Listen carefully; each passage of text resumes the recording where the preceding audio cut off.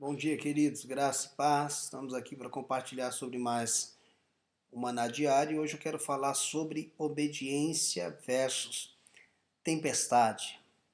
Seria o caso que quando Deus nos dá uma palavra, quando nós estamos caminhando rumo àquilo que Deus nos mandou fazer, seria possível vivermos em tempestades?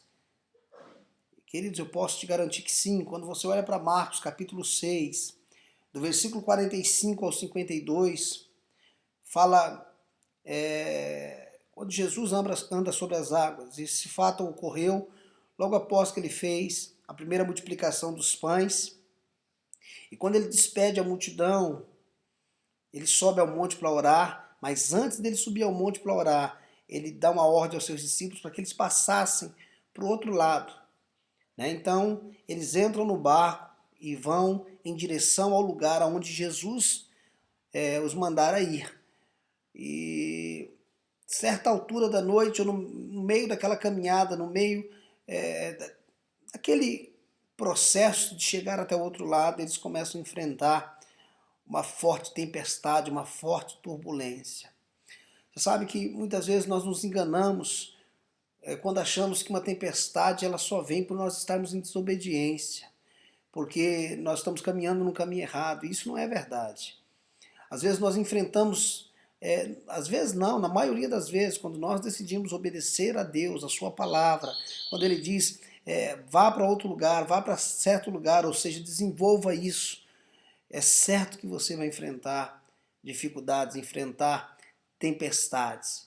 O fato de nós estarmos obedecendo a Deus, caminhando em obediência, isso não anula as tempestades na nossa vida. Todas as vezes que nós decidirmos obedecer a Deus, obedecer a sua vontade, sua palavra, é certo que o inimigo se levantará em tempestade, em fúria, para nos bloquear, para nos impedir de chegarmos no lugar o qual o Senhor nos designou.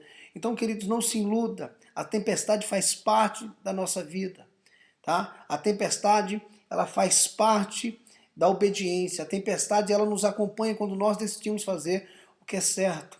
Então, não fique pensando que você não vai enfrentar a tempestade porque você decidiu obedecer a Deus. Não pense que você não vai enfrentar a tempestade porque você decidiu cumprir o teu chamado, o teu ministério. Eu creio, queridos, que aqueles que decidem viver na integridade do Evangelho, eles vão enfrentar muita dificuldade. Decidir fazer o que é certo é muito mais sofredor do que fazer o que é errado, pelo menos neste momento. No futuro, depois do julgamento, haverá consequências terríveis para aqueles que decidiram fazer a sua própria vontade. Mas eu reconheço que não é fácil fazer o que é certo. Mas, querido, você sabe, o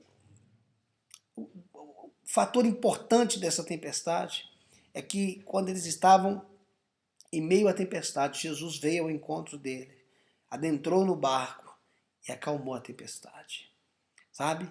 É fato, como eu disse, que nós enfrentaremos tempestades, mas também é verdade. Se nós crermos, o Senhor está no barco junto conosco. O Senhor está junto conosco dentro daquilo que Ele nos mandou fazer. Ele disse em sua palavra, eu estarei convosco todos os dias. Então, queridos, Ele não nos mandou ou não nos mandará fazer algo sozinho. Ele promete estar conosco. Sendo assim, queridos, haverá tempestades? Sim, elas são inevitáveis. Mas é certo que se nós crermos, se nós clamarmos, o Senhor se levantará e acalmará toda a tempestade na nossa vida. O nosso grande problema é que nós andamos despercebidos, desprevenidos, e quando as tempestades vêm, nós nos sentimos frustrados, desanimados, desamparados, injustiçados, enganados, e etc, etc, etc. Queridos, se você decidiu fazer a vontade de Deus, já ande com a consciência que haverá tempestade, mas também haverá um Senhor, chamado Jesus Cristo, que acalmará, que aquietará toda a tempestade em nome de Jesus, porque Ele não nos mandou fazer algo porque nós tínhamos condições de fazer sozinho.